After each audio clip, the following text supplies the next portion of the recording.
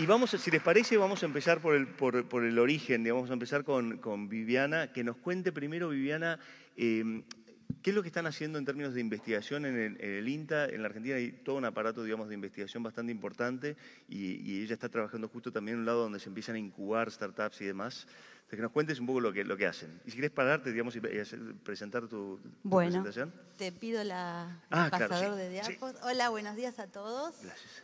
Gracias por la invitación. Nosotros queremos contarles hoy un poco de nuestra historia de la plataforma de los nanoanticuerpos derivados de camélidos sudamericanos, dentro de otras plataformas que está incubando INCUINTA, que es una incubadora de plataformas tecnológicas del INTA. El INTA, una cosa muy importante es que es un Instituto Nacional de Tecnología Agropecuaria que tiene una presencia muy importante a nivel territorial.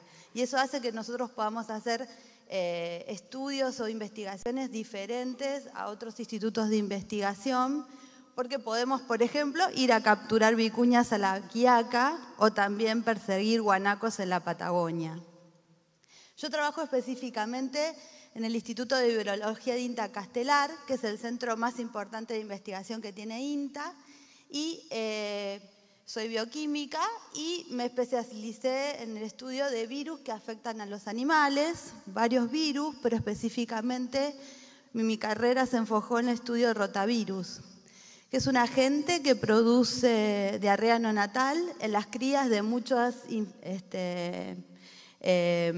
especies animales de interés económico y también en niños menores de 5 años de vida. O sea que todos nosotros en algún momento de nuestras vidas nos encontramos con rotavirus y sufrimos diarrea por este agente. Nosotros en nuestra investigación comenzamos a describir la epidemiología, las variantes de este virus que se producían en diferentes especies como los terneros, lechones, potrillos, y la vida nos llevó hacia los camélidos sudamericanos sin darnos cuenta, que también tenían su propio rotavirus. Y un buen día, un investigador en un laboratorio en Alemania nos propuso trabajar con ellos. Necesitamos gente que sepa manejar camélidos sudamericanos, porque los queremos vacunar y sacar a partir de los linfocitos de su sangre unos anticuerpos muy pequeños que se llaman nanoanticuerpos. Y sí, de hecho empezamos a investigar y vimos que además de los anticuerpos comunes que tenemos todos los mamíferos en el suero, los camélidos sudamericanos poseen unas moléculas mucho más sencillas y nosotros por ingeniería genética podemos expresar un pedacito de esas moléculas en un sistema de expresión de proteína recombinante. Esto hizo que naciera una nueva molécula naturaleza muy pequeña, capaz de engancharse a otra y tener una actividad como, por ejemplo, neutralizar la infección de un virus. Podríamos neutralizar rotavirus, podemos neutralizar la infección por SIDA. Entonces trabajamos en el desarrollo de estas moléculas. En el INTA armamos un llamario para tener nuestras llamas, las inmunizamos, les tomamos las muestras y así pudimos desarrollar nanoanticuerpos contra nuestro virus. Y para nuestra sorpresa, algunos de esos anticuerpos tuvieron la capacidad de neutralizar el virus de una forma diferente a la reportada hasta el momento. Neutralizaban todas las variantes virales. Eso fue muy novedoso y fue posible entonces patentarlos. Entonces a partir de ahí nuestro desafío era cómo poner en valor estas moléculas. Una de las maneras era desarrollar un método diagnóstico y otra ver si lo podíamos usar para tratamiento.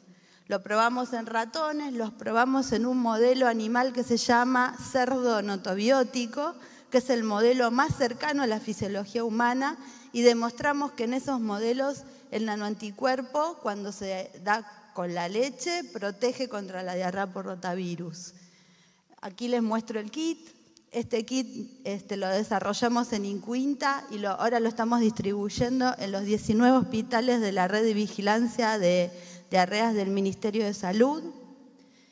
Y la cosa más loca que hemos desarrollado es una vaca transgénica que expresa el nanoanticuerpo en su leche, y que este nanoanticuerpo, a diferencia de los nanoanticuerpos comunes, soporta la pasteurización y soporta el pH ácido del estómago. Entonces, nuestro mensaje es que queremos solucionar la infección por rotavirus en un círculo virtuoso de administrar un alimento funcional que reduzca la infección en la población más susceptible y más carenciada, tener un método de diagnóstico y, en el caso de que sea positivo, tener un biofármaco que lo pueda solucionar. Esto es una de las plataformas, como les digo, de la incubadora de INTA, de biotecnologías. En esta plataforma no solamente incubamos nanoanticuerpos VHH, trabajamos, por ejemplo, con anticuerpos que vienen de la yema del huevo, hacemos vacunas de nueva generación y en cada una de estas plataformas hemos desarrollado productos. O sea que sí, de la investigación básica que hace INTA, nos preocupamos en llevar esto a las personas, a la sociedad, a los productores. Estamos muy contentos que próximamente vamos a tener un nuevo edificio para poder hacer esto en buenas prácticas de manufactura, y el mensaje es que todo se hace en equipo. Los equipos de gente que sueña, que puede cambiar la realidad en la que vivimos. Buenísimo.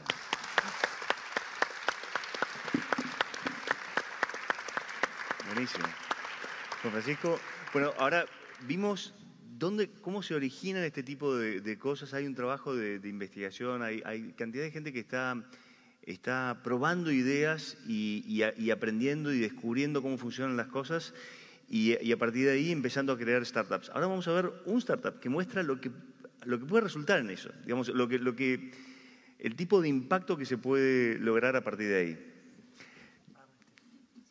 Yo lo conocía a Juan Francisco, como les decía, en IndieBio, que es la mayor aceleradora de biotecnología a nivel mundial. Estaba basado en San Francisco y la verdad es que lo que me presentó fue increíble. Y si miran el sitio de ellos, ya es una empresa global. Bueno, buenos días. Mi nombre es Juan Francisco Llamazares. Todos me llaman Yuyo Llamazares, me conocen todos así. Soy el CEO de STAM y fundamos STAM porque consideramos que la biotecnología es central para el futuro de la humanidad y queremos que esa tecnología esté cerca de la gente. Entonces, el proceso para explotar la biotecnología se llama biomanufactura o bioprocesos, y nosotros eso es lo que hacemos. Desarrollamos tecnología para poder usar la biotecnología de una forma para entregar productos, ¿no? Para poder entregar productos in situ. Entonces, estos tres tipos de células son las fábricas que usa la biotecnología para construir las fábricas más chiquititas que existen y que podemos hacer, que son las proteínas, ¿no? Entonces, entre las bacterias, las levaduras y las células de mamíferos representan la vasta mayoría de biotecnología o de proteínas que se ofrecen en el mercado hoy en día. Nosotros con esta tecnología, y para entender un poco la relevancia de para qué usamos estos sistemas, estas líneas celulares las usamos para producir detergentes, suplementos para alimentos, biodiesel, medicinas, carne sintética ahora. Entonces, nosotros con esta tecnología trabajamos con todas estas líneas celulares para probar la productividad de estas líneas celulares y encontramos incrementos fascinantes de 2 órdenes de magnitud en productividad por hora para la misma célula, nada más usando un approach diferente que es el que les voy a contar hoy. Entonces, el método implementado hoy por la vasta mayoría de la industria consiste en tanque de acero inoxidable con propellers o con turbinas que se usan para garantizar una condición homogénea en todo el tanque. Y las células hay que pensar en las células como fábricas súper sofisticadas, con líneas de manufactura también de las más sofisticadas que existen hasta el día de hoy, y nuestra forma de interactuar con esa línea de manufactura súper compleja es a través del uso de una turbina o algo parecido a una licuadora. Y cuando uno mira cómo se comporta la productividad en estas líneas de producción, generalmente tenemos un pico de productividad en el tiempo que está asociado a el número de células presentes en ese tanque y la cantidad de alimento disponible, ¿no? Que entonces, por un momento, que es el pico, el lugar mágico de este lugar, todas las condiciones son correctas para que el número correcto de células asimile el número correcto de alimento. Y esto es una súper simplificación de lo que significan los bioprocesos, pero entendemos que hay un montón de espacio para mejorar la productividad en el tiempo de los métodos iniciales.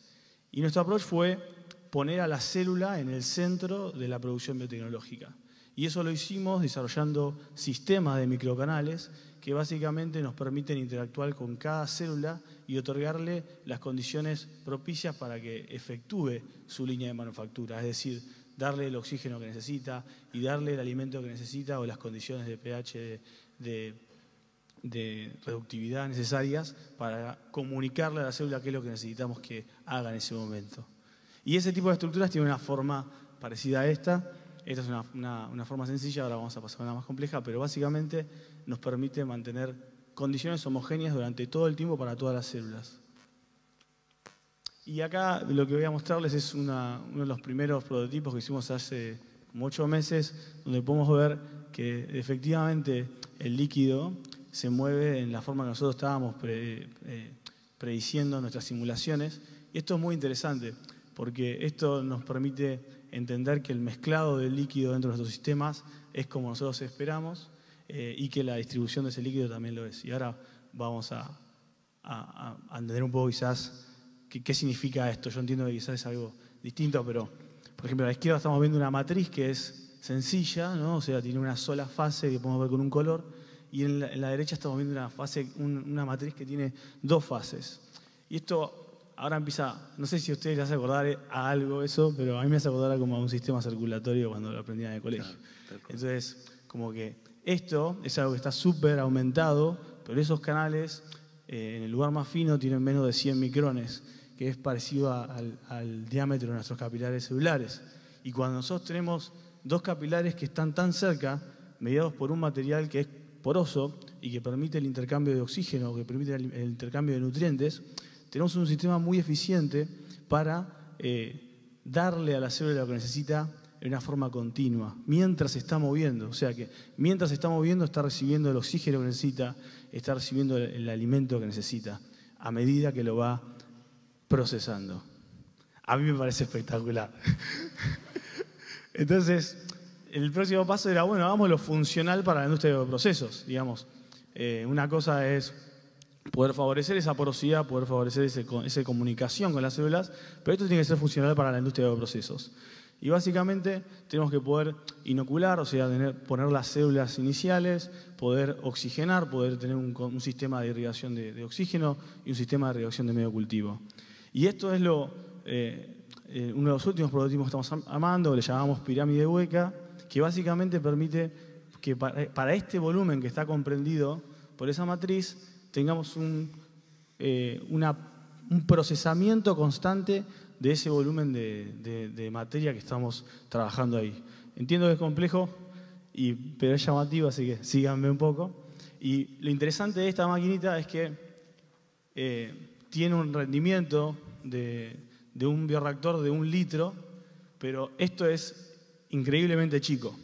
Esto tiene 10 mililitros de volumen de trabajo. O sea que en 10 mililitros de volumen de trabajo estamos teniendo throughputs o rendimientos equivalentes a bioreactores de 1 litro. 100x. Entonces, esto es lo que nosotros estábamos esperando, poder mantener una productividad óptima durante todo el tiempo, pero lo que encontramos trabajando con células de mamíferos era que ese no era el límite superior. Cuando uno puede tener este tipo de comunicación y interacción con célula a célula, vimos que el rendimiento máximo se dispara para arriba y aparte nos absorbemos todos los tiempos muertos de los procesos de uso de batch, ¿no? Cuando uno tiene que empezar, terminar, limpiar, volver a arrancar, llegar hasta ese punto óptimo y después volver a bajar. Entonces, este es uno de los ensayos que hicimos con células de mamíferos para la producción de anticuerpos monoclonales, donde pudimos... Perdón, estoy diciendo cualquier cosa. Ahora viene. Esto es E. coli, o sea, Escherichia coli, para la producción de proteínas para tratamiento génico.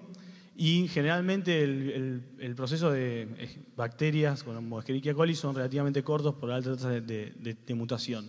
Nosotros en estos sistemas pudimos mantener esa fermentación por 18 días y pudimos mantener esa línea celular sin mutaciones relevantes para la producción de la proteína que estábamos midiendo. O sea que esto es súper interesante para lo que se puede producir en una unidad de tiempo. Y estos resultados son consistentes con otras líneas celulares con las que estuvimos trabajando. Trabajamos con CHO-cells y HEK-cells, que son modelos de líneas celulares para modelos mamíferos. Entonces tenemos bacterias, levaduras y células de mamíferos. Esta parte tiene que ver con cómo cuidamos a la célula. Voy a apurar, ya estamos terminando, pero no me quiero pasar. Generalmente la manera en que se le da de comer una célula es a través de medio cultivo que tiene que estar estéril, para asegurarnos de que esas células sean las que nosotros queremos que estén trabajando y no haya una contaminación cruzada del exterior. Entonces tenemos que esterilizar el medio cultivo que le damos. En el día de hoy eso se hace a través del uso de vapor y de altas temperaturas. Nosotros hemos desarrollado una tecnología de electroporación irreversible que básicamente son pulsos de electricidad muy potentes que rompen la membrana de la célula. Entonces, si hay una célula en el medio cultivo, con este tratamiento muere automáticamente y es continuo. O sea que tenemos un caudal continuo de medio cultivo estéril listo para darle de comer a las células en cualquier momento. Y esto usa electricidad, no usa ollas de presión, no usa altas temperaturas y con una corriente de 220 esto funciona. Entonces vemos cómo también se acerca más al usuario, que ahora no tenés que manejar temperaturas de más de 120 grados. Entonces, como que este tipo de desarrollos nos permiten pensar en que si podemos disminuir el tamaño de lo que significa procesar o lo que significa producir productos biotecnológicos, el futuro de la biotecnología o de la industria biotecnológica es descentralizado, donde la gente puede detectar problemas in situ y atacarlos usando tecnología y usando herramientas o líneas celulares locales para solucionar esos problemas. Entonces, la parte de producción parecería ser que el consenso es que nosotros estamos trabajando en esto, pero hay un montón de otras empresas que también lo están haciendo. Pero entonces hay una infraestructura que tiene que ver con manejar microorganismos, que tiene que ver con obtener estas líneas celulares puras y mantenerlas. Entonces, para eso, nosotros desarrollamos un sistema que se llama Strain on a Chip, que básicamente es una cepa en un chip, y es un dispositivo portable que le permite al usuario pedir la línea celular con la que quiere trabajar y conectarla a su máquina, que nosotros la llamamos bioprocesador. Y básicamente, después de 24 horas, lo que se obtiene es esto, que es un caudal continuo de células listas para ser inoculadas en los sistemas que les mostré anteriormente. Entonces, de alguna manera, estas tres iniciativas generan una independencia de la infraestructura actual para trabajar en biotecnología y permiten también hacer esta descentralización de la que estábamos hablando. Entonces, esto es más de STAM, quizás no es tan relevante, pero bueno, estamos trabajando con varios usuarios optimizando sus líneas de producción y testeando la viabilidad de nuestra tecnología para sus modelos productivos. Este proceso lo hemos patentado a principios de año, mediados del año pasado, y hemos podido conocer gente muy relevante para la industria. Esto también me parece importante mostrarlo para entender también el apoyo que uno requiere a veces, o nosotros necesitamos en nuestro caso particular, para poder avanzar y aprender y entender y conocer la industria en la que queremos trabajar, que eso me parece importante. Y bueno, eso es un poco la presentación de la empresa. Quería remarcar una cosa nada más, que me parece espectacular el espacio del servicio que brinda. Nosotros acá, lo vi antes de entrar, estaba Frey también y Nacho también. Quizá para escuchar un pitch como el que dio Nacho tuvimos que viajar a Estados Unidos, y me parece sensacional que haya una oferta de este tipo acá. Así que para dar en marco, contexto, aprecienlo, muy, muy, muy interesante. Muchas gracias. Muchas gracias.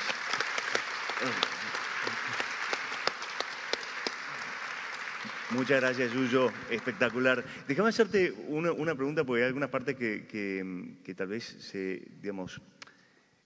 se pierden en toda esta historia. Vos lo que estás diciendo entonces es que la célula puede ser usada como una fábrica y que con esta capacidad que tenemos hoy de programar esta fábrica tenemos la posibilidad de hacer cualquier cosa con esta fábrica.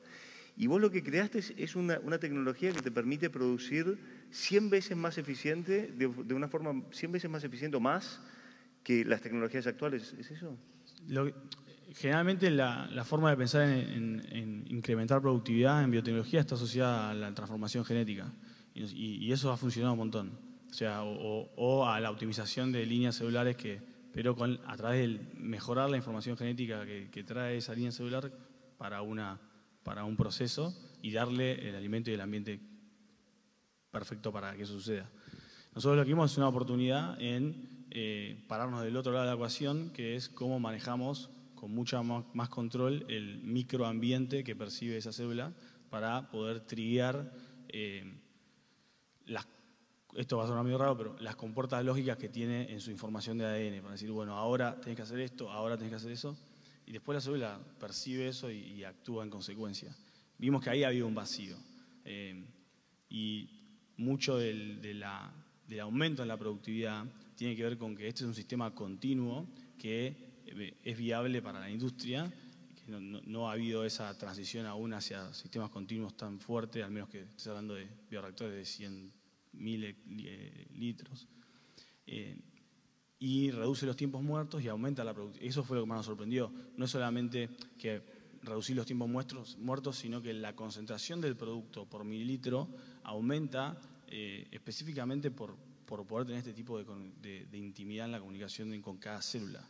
Y entender que es un proceso en contra de la cadena exponencial, pero que es lineal en el sentido de que ahora podemos saber el movimiento de la célula. Dentro de un bioreactor tradicional, a veces porque es turbulento y por la lógica de que todas las células están compartidas en el ecosistema, no se sabe la historia de cada célula que uno está midiendo. Dentro de estos sistemas, esa línea se puede seguir y se puede generar como esta historia de la célula que está asociada a su productividad. Pero eso sería el cómo, pero en términos del qué, es un orden de magnitud de 100x o más. Sí. ¿Cuánto, digamos? Sí, nosotros medimos entre 76x y 105x de aumento en productividad. Un joven argentino creando una tecnología que permite en volúmenes pequeños multiplicar por 100x la productividad de los sistemas de producción con base a células. ¿Sí? O sea, es enorme, es enorme. Entonces, en Argentina pensamos que los yuyos, digamos, son el futuro y que es tipo, no, la soja. Yo digo que hay otros tipos de yuyos. Imaginen este tipo de yuyos multiplicados. Si tuviéramos 100, 500 yuyos así, creo que la Argentina sería distinta. Digamos un yuyo crecido, ¿sí? Vamos a ver, digamos, pero de los buenos. O sea, Lignificado. Lignificado. Un aplauso, perdón, a Yuyo, que la verdad que lo que está haciendo... Ahora, Fede, si querés presentarnos un poco lo que estás haciendo desde Bioceres, que es realmente impresionante. Bueno, primero, Nacho, gracias por la invitación. Tengo que arrancar diciendo que me siento un burro, porque la primera vez que estuve con Juan y me contó lo que quería hacer, él estaba también produciendo, creo que, cepas de levadura de cervezas para la industria de las cervezas artesanales, y tenía esta idea de lo que yo entendí que eran fermentadores distribuidos, o sea que iba a haber capacidad de fermentación en pequeños lugares que uno iba a poder acceder, tipo como cloud computing. Y le dije, no, mira, olvídate de los fermentadores distribuidos y dedícate a hacer estas levaduras líquidas para el mundo de las cervezas artesanales. Menos mal que no me dio bola, porque esto es revolucionario. Esto la verdad que es pensar afuera de la caja, es impresionante, y recién ahora me cayó la ficha. Así que espero que no sea tarde para poder seguir invirtiendo en STAM. Pero bueno, así es el mundo de la ciencia. Te llena de humildad y lo único que sabemos es que siempre hay otro fuera que tiene una idea mejor. Entonces, desde ese punto de vista, creo que como empresas nos tenemos que estructurar para estar abiertos a ser sorprendidos por gente como Juan o mucha gente que hoy está trabajando en el INTA y nos trae estos momentos, estos cisnes negros, ¿no? Y por eso quería arrancar la presentación con este slide, en donde trato de definir lo que no quiero que sea nuestra empresa, lo que no quiero que sea Bioceres, y de esa manera decir que nuestro negocio no pasa por tratar de hacer mejor algo que otro ya hizo. No es hacer que la vela chica sea más grande, sino hacer que la vela se vuelva obsoleta. Y ese es el salto evolutivo que creo tiene el mayor repago. O sea, a veces en el mundo empresarial nos quejamos de un montón de cosas, ¿no? En Argentina en particular, nosotros pensamos que no podemos desarrollarnos porque no hicimos un montón de cosas en el pasado. Tenemos impuestos altos, no tenemos la infraestructura que tiene un país moderno, no tenemos acceso al capital, la seguridad jurídica a veces no es del todo clara, y le pedimos al gobierno que nos ayude a resolver estos temas para ser un país normal.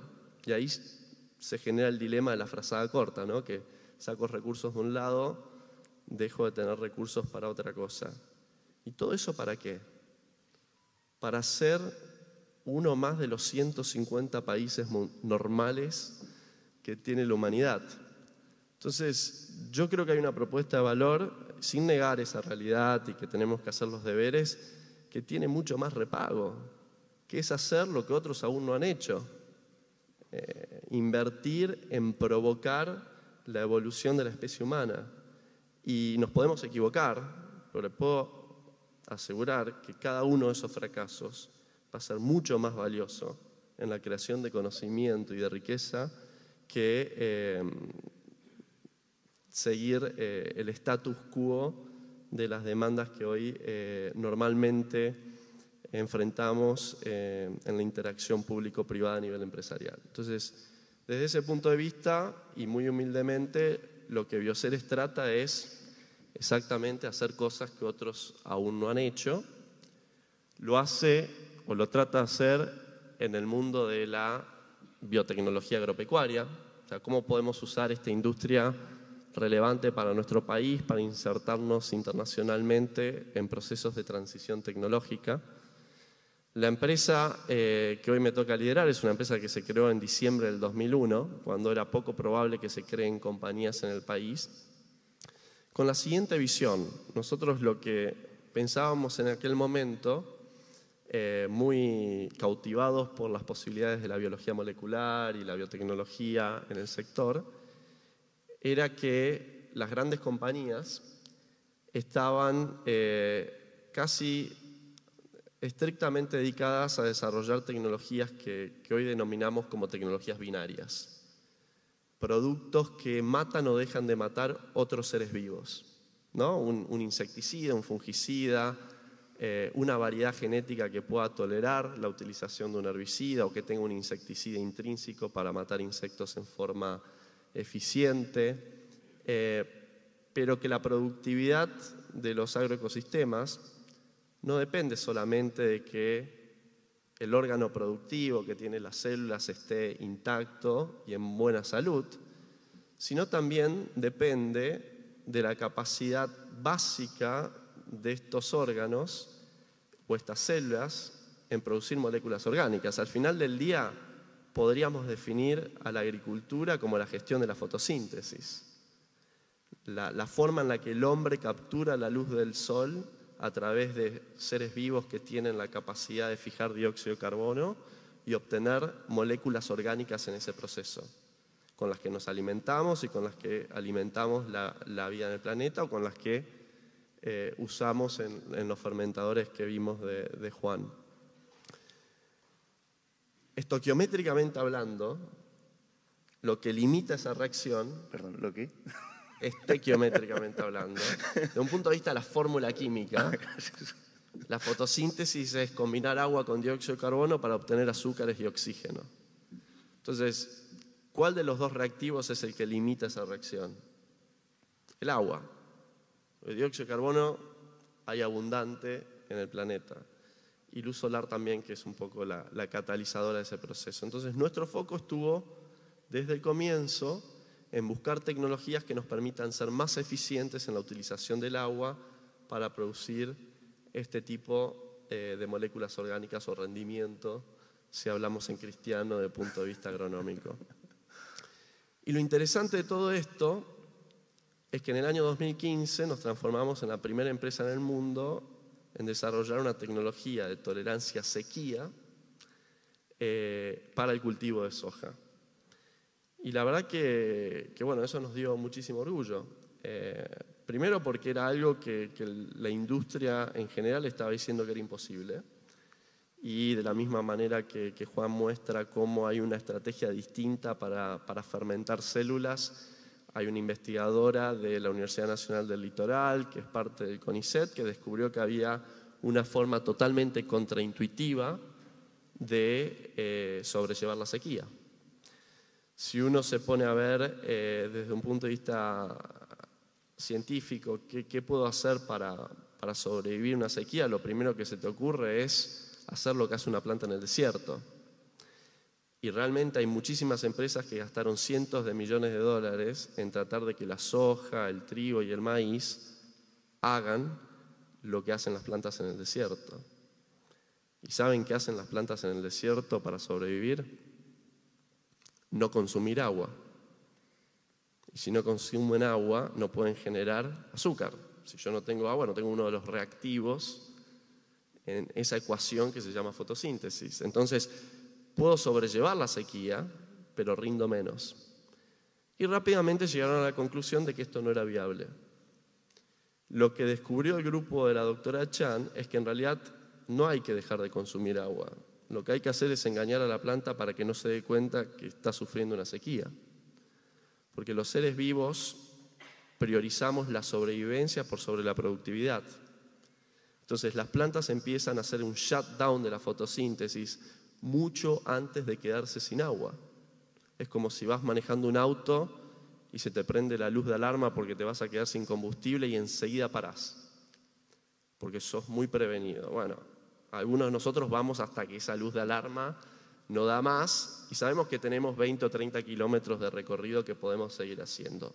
Esos 20 o 30 kilómetros más de fotosíntesis, esos 2 o 3 días más de una planta consumiendo agua, son un 20% de aumento de productividad en una condición de sequía y te terminan de generar la ventana de oportunidad para que vuelva a haber una lluvia y no tengas que pagar un photosynthetic shutdown como paga cualquier planta normal.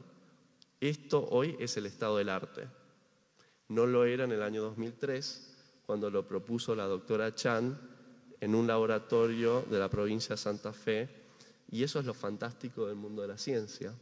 Entonces, lo que hicimos es llevar esa tecnología a cultivos como el trigo, que hoy genera algún tipo de debate público, porque sería el primer trigo transgénico, no solo tolerante a sequía, sino modificado desde el punto de vista de la ingeniería genética, y también a cultivos como el de soja, el de alfalfa y otras especies de interés para el mundo de la producción. Finalmente, todo esto nos permitió crear una historia que creemos es atractiva para el inversor global y llevarla al mundo del mercado de capitales, que es la forma en la que las empresas se desarrollan. Y a partir del mes de marzo, después de un largo recorrido y de distintos tipos de intentos, hay una subsidiaria de Bioceres que se llama Bioceres Crop Solutions, que es la que le va a dar la posibilidad a cualquier inversor del mundo de ser parte de esta historia de tolerancia a sequía y salinidad desarrollada por un grupo de investigación público argentino hace ya más de 15 años. Entonces, para nosotros, obviamente nos llena de orgullo cuando los 23 fundadores de Bioceres se juntaron, lo hicieron de una manera sumamente ingenua, pero con una visión muy clara, que era que querían hacer algo que otros aún no hayan hecho. Y creo que ustedes como emprendedores, en las cosas que deben estar explorando, si les puedo dejar algún mensaje es ese. No tratemos de hacer mejor algo que ya hizo otro, tratemos de hacer lo que otros aún no han hecho. Primero, porque es más fácil sorprender. Y segundo, porque te da mucho más margen de maniobra. Y bueno, esa es un poco la historia de Bioceres. por ahí es más interesante interactuar con preguntas que puedan ser de interés para la audiencia o para vos, Nacho. Y por supuesto, para mí es un gran gusto estar acá compartiendo este panel y nuevamente dándome cuenta que hay gente brillante y que a veces nos tardamos tiempo en que nos caiga la ficha. Muchas gracias, Fede. Buenísimo. Te voy a hacer una pregunta, Fede. ¿Puedes dar una idea de magnitud de la empresa hoy en términos de, por ejemplo, ya están listadas en el mercado, cuánto vale la empresa, cuánta gente trabaja en la empresa? Hoy en Bioceres trabajan un poco más de 500 personas. En la parte de investigación y desarrollo hay aproximadamente 120. Ahí quiero aclarar que nosotros no hacemos investigación en Bioceres. Lo que hacemos es ayudar a los investigadores del sistema científico público, académico, local o regional a validar sus ideas y en forma acelerada llevarlas al sector productivo. O sea, somos como una incubadora que tiene ciertas capacidades que no son frecuentes en las universidades o los institutos, puestas a disposición de la capacidad creativa de los 2.500 investigadores en ciencias de la vida que tiene Argentina en su sistema académico. La empresa listada, que es la que lleva este negocio adelante, es parte de una transacción que tiene un valor de 450 millones de dólares y es una compañía que factura aproximadamente 150 millones. Les cuento que en el año 2015-2016 facturábamos menos de 10 millones de dólares y perdíamos plata. Hoy esta empresa tiene utilidades, es sustentable y creemos que puede constituirse una plataforma de consolidación para otras empresas en otras geografías que hayan desarrollado activos biológicos no binarios. O sea, nuestra fortaleza es en tecnología que es cuantitativa desde el punto de vista de la respuesta productiva a campo y creemos que ahí hemos generado mucho expertise. Pero lo más importante, Nacho, no es cuánto vale o deja de valer la empresa, a futuro puede valer más o puede valer menos, sino cómo nosotros a partir de esto podemos exponer a un universo de individuos a un proceso de empoderamiento que les permita a ellos mañana animarse a hacer lo mismo. Entonces, aspiracionalmente lo que quiere ser Bioceres es la semillera de muchas otras compañías. Si esas son exitosas, seremos exitosos nosotros, que nos permita crear un ecosistema en el mundo de la biotecnología agropecuaria potente a nivel internacional y sin complejos de inferioridad. Ese es un poco el leitmotiv de esta causa. Buenísimo, muchas gracias. Bueno, ahora sí.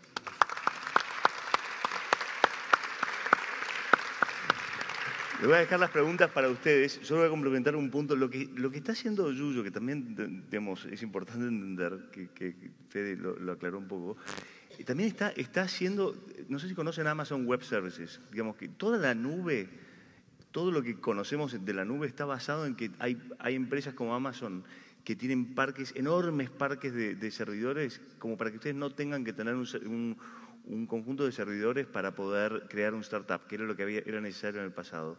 Lo que él está haciendo es de esa magnitud, pero para las células.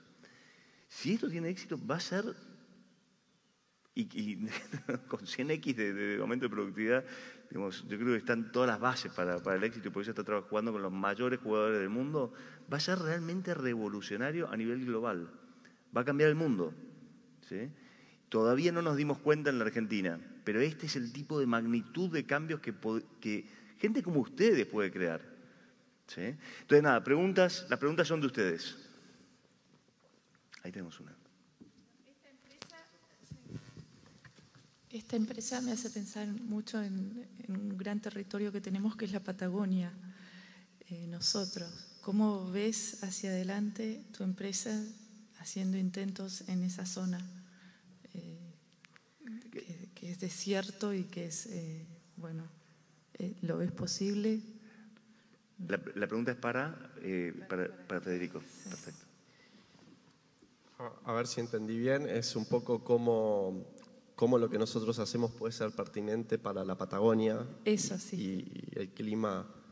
La primera definición que nosotros tenemos es dejar de pensar en los ecosistemas agrícolas como arables o no arables,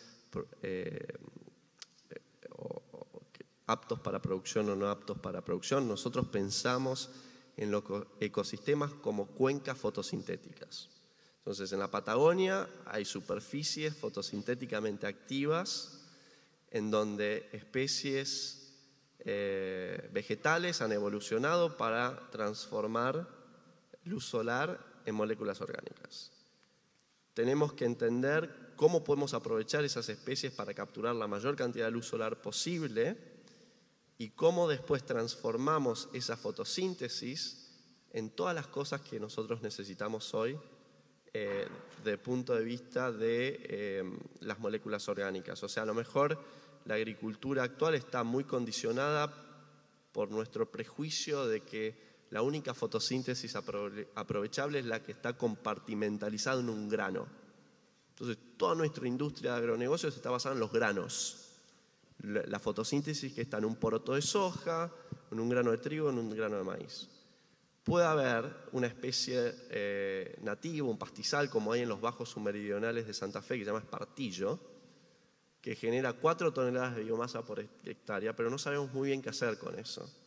Entonces ahí es donde nosotros estamos invirtiendo en tecnologías para liberar esa biomasa y generar de la lignina de una especie patagónica una lignina solubilizada para cortar asfaltos y cementos y que de repente pueda generar biomateriales a partir de esas especies que hoy solamente pueden ser pastoreadas por ovejas. Y creo que esa es la forma de pensar los distintos ecosistemas. O sea, hay una frase de Dobzhansky que para mí es ordenadora de un montón de cosas y parte lo mostrabas vos cuando en el fermentador lo que te venía a la cabeza era el sistema circulatorio, ¿no? Y en definitiva lo que te está mostrando eso es que nada en la biología tiene sentido fuera de la luz de la evolución. En la Patagonia hay cientos de millones de años de evolución que nosotros tenemos que entender para saber cómo mejor explotar esa cuenca fotosintética. Y lo peor que podemos hacer es ir con nuestros prejuicios de seres humanos tratando de diseñar algo que está por afuera de lo que la evolución misma nos presentó, como puede ser el sistema circulatorio para alimentar las células de nuestro cuerpo. Entonces, eso es un poco lo que buscaría hacer y creo que pensando un poquito afuera de la caja, hay una fantástica cuenca fotosintética para aprovechar en esa parte de la República Argentina. ¿Otra pregunta? Ahí.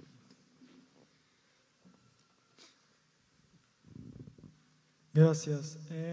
Tengo una pregunta para Federico Trucco. No me queda bien claro de aprovechar toda la fotosíntesis de las plantas, porque yo me pregunto, si obligan a la planta en una sequía que termine utilizando toda el agua que acumula para sobrevivir a esa sequía, ¿no la va a matar, no la va a secar más rápido a la planta una vez que finaliza todo el proceso de la fotosíntesis? Muy buena pregunta. Esa es la razón por la que a nadie se le ocurrió ir por el camino que propuso la doctora Chan, porque decían, es como que yo estoy haciendo que esta planta cometa un suicidio, ¿no? Se está anticipando a ese final. La realidad del caso es que al final del día, si no llueve, el resultado va a ser el mismo. Entonces, lo que estás haciendo es quitándole parte de, si querés, ese safety net de la planta para ir un poquito más cerca del precipicio. O sea, pero lo que sería el final outcome sería el mismo. Y al final del día, lo que lograste son 2 o 3 días más de fotosíntesis. Si eso no ocurre, tanto la planta que no fue modificada como la que fue modificada, ambas se van a marchitar y perecer y el resultado productivo va a ser inferior. O sea, vos decís es, una vez que la planta detectó que hay una sequía, cambia el metabolismo y empieza a marchitarse. y vos lo decís, la convencés de, no, bancame 2 o 3 días más, que todavía seguí consumiendo agua, bancate 2 o 3 días más. Es que en parte es la historia de la domesticación de los cultivos. O sea, lo que nosotros hicimos en la historia del mejoramiento genético es quitarle adaptaciones a especies silvestres para operarlas en ambientes manipulados por el hombre, ¿no? Entonces, probablemente una planta de maíz o una planta de soja, si la dejamos liberadas a la libre competencia en el Amazonas, no duren mucho tiempo, sean poco competitivas desde el punto de vista evolutivo. Son muy productivas en un ambiente donde el hombre las cuida, mata a todas las especies que compiten con ellas, mata a todos los insectos que se las quieren comer y así. Bueno, esto es ir un poquito más adelante en eso, le quita una adaptación importante para sobrevivir, para maximizar la productividad. En el fondo, las plantas estaban optimizadas para la supervivencia sin el ser humano, y la forma óptima era, digamos, apagarse antes. Y vos estás diciendo, yo me preocupo de la supervivencia de la especie, vos sobrevivís lo máximo que puedas como individuo, que yo digamos, si se mueren ustedes, yo después tengo otras. En el fondo es eso, digamos, estás cambiando digamos, lo que era un sistema optimizado por la evolución para la supervivencia de la especie, vos le estás diciendo, ahora quiero optimizar para la producción. Le quitas lo que es la plasticidad que tiene una planta no domesticada para maximizar la productividad, que es un objetivo nuestro, pero no es algo evolutivamente, no responde la lógica de la selección natural, digamos. Perfecto. Si esa fuese la teoría evolutiva que ustedes adhieren, ¿no? Exacto, perfecto. ¿Otra? Bueno, pero antes sí, ahora devuelvo el micrófono. ¿No sería mejor que en lugar de hacer plantas que aprovechen todo el agua para producir más, que puedan sobrevivir más a la sequía? O sea, que encuentren una manera de aprovechar el poco agua que van acumulando de tal manera que puedan resistir más días hasta llegar otra lluvia en esa sequía y poder abastecerse. O sea, yo digo, un método para que la planta tenga mayor posibilidad de sobrevivir a la sequía. Yo ahí lo que propondría es, ese tipo de preguntas, tal vez las puedes responder mejor vos. Digamos, esas son las preguntas que llevan a líneas de investigación nuevas. ¿Entendés? No busques la respuesta, digamos, si Juan Francisco le hubiera llevado demasiado a la punta a Federico, tal vez no estaría haciendo lo que... Entonces, esas preguntas son las preguntas que son nuevas, que cada uno tiene que buscar. Yo propondría que pasemos el micrófono a otra persona solo para darle oportunidad a otras personas también a preguntar. ¿Alguien más?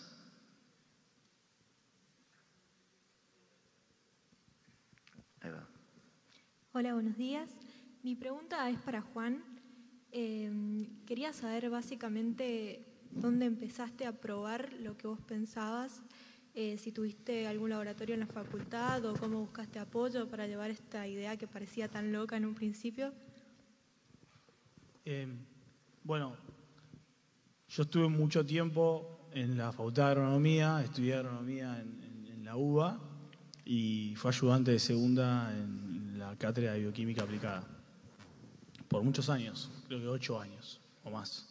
Y ese periodo me sirvió muchísimo para poder conocer a la universidad por adentro, conocer investigadores, entender con el tiempo que tuve y la exposición que tuve a ese trabajo, lo que significa investigar o ser investigador o ser profesor, y meterme en el mundo científico y conocer cómo funciona, desde ya que hay gente que tiene 40 años de institución científica, digamos, ni loco comparto con eso, pero pude encontrar la audiencia para foguear preguntas, para buscar herramientas, para buscar cursos relevantes, y en realidad esto que están viendo hoy o que podemos mostrar es el resultado de una pregunta que era ¿cómo hacemos para que la biotecnología esté más cerca de la gente, ¿no?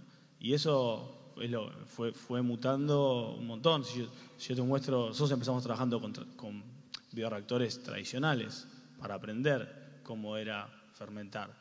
Y sobre esa experiencia encontramos puntos para mejorar o encontramos dificultades en decir, bueno, tengo que tener un banco de cepas y tengo que manejarlo. Y una persona que tiene que haber estudiado 10 años para poder hacer esto, ya te das cuenta que eso deja fuera un montón de gente. Entonces, como que el primer paso siempre es exponerse, creo, al problema que a uno lo convoca, ¿no? Decir, bueno, está bien, si esto es lo que me gusta ponerme a hacer con lo que está hoy en el estado del arte, y sobre eso quizás traer la bajada de línea que uno pueda tener, que puede ser, bueno, quizás hasta el día de hoy no había una necesidad de que la biotecnología esté más cerca, porque estábamos tratando de entender cómo hacerlo funcional para que se puedan ofrecer productos y curar a la gente, porque de hecho esta tecnología, tenemos la insulina gracias a que se inventó este bioreactor. Entonces no es que tampoco podemos decir, bueno, este bioreactor no funciona. No, funcionó durante 100 años y trajo un montón de soluciones. Esto es, con nueva tecnología, nueva información, nuevo ecosistema, quizás se pueden hacer cosas que antes no. Y el primer paso siempre es exponerse. Por suerte en mi camino, estamos ahí con el tiempo, pero tuve el apoyo de toda la comunidad, de toda la gente con la que fui iterando, ¿no? O sea, Fede contaba eso, pero igual tuvimos el espacio para hablar y para que él me dé su feedback y para que también me cuente de su experiencia en lo que estaba haciendo, y eso es súper valioso. Creo que nuestra comunidad en Argentina está súper abierta a gente que tiene preguntas, a gente que tiene iniciativas y que sabe pedir lo que necesita para avanzar. O sea, eso como una tarea para la casa, como tienen que poder comunicar qué es lo que necesitan. Si no, nadie sabe cómo ayudarlos, ¿no? Entonces, es un consejo, pueden no tomarlo. A mí me sirvió. Buenísimo. Bueno, con eso tenemos que cerrar. Un gran aplauso, por favor, para los tres. Una cosa que no comenté es que Viviana y su equipo, digamos, recibieron un premio recientemente, digamos, por la mayor innovación o mayor invento digamos, en América Latina, y creo que ahora están compitiendo a nivel global, si no me equivoco, ¿no?